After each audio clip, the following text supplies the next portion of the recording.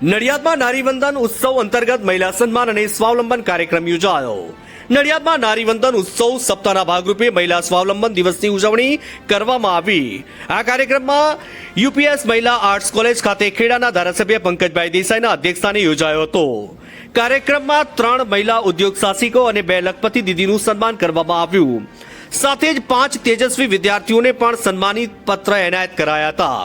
ધારાસભ્ય પંકજભાઈ દેસાઈએ જણાવ્યું કે તત્કાલીન મુખ્યમંત્રી નરેન્દ્રભાઈ મોદીએ મહિલા અને બાળ વિકાસ વિભાગનો પ્રારંભ કરાવ્યા બાદથી સરકારે દીકરીઓ ભણી ગણીને આત્મનિર્ભર બની શકે તે માટે અનેક યોજના અમલમાં મૂકી છે। તેમણે વાલી દીકરી યોજના, મહિલા સ્વાવલંબી યોજના, 181 હેલ્પલાઇન અને મફત કાનૂની સહાય જેવી વિવિધ યોજનાઓની માહિતી આપી। તેમણે ઉમેર્યું કે ભવિષ્યમાં નડિયાદમાં મહિલાઓ પિંક ઈ રિક્ષા પણ ચલાવશે।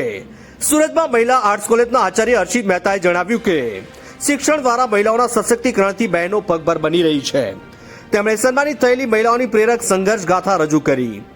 કાર્યક્રમમાં મહિલા ઉદ્યોગ સાહસિક મેઘાબેન પુરોહિત, ધર્મિષ્ઠાબેન પટેલ, અમીષાબેન પટેલ, લખપતિ દીદી મીનાબેન ડાબીનું બહુમાન કરવામાં આવ્યું।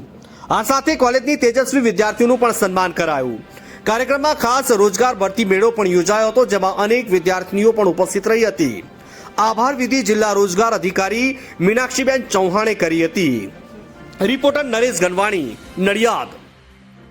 મારું નામ ડાબી હિનાબેન વિજયસિંહ છે। હું સતુના ગામથી આવું છું અને મેં બીએ એમએ યુપીએસ મહિલા આર્ટ્સ કોલેજ પરથી કર્યું છે।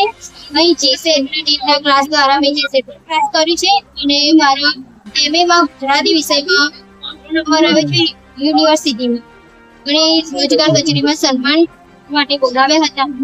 અમારા બધાનું સન્માન મહિલા સ્વાવલંબન અને મહિલાઓ પોતા આગળ વધે એ માટે એમને પ્રોત્સાહન ને બધું આપવામાં આગળ વધો અને પોતાના પપ્પાનું પ્રોત્સાહન એમના જોડે કામ કરે, આગળ એવું કામ કરો કે પપ્પાનું નામ થાય અને એમનો ગર્વ થાય કે મારી છોકરી આગળ આવી।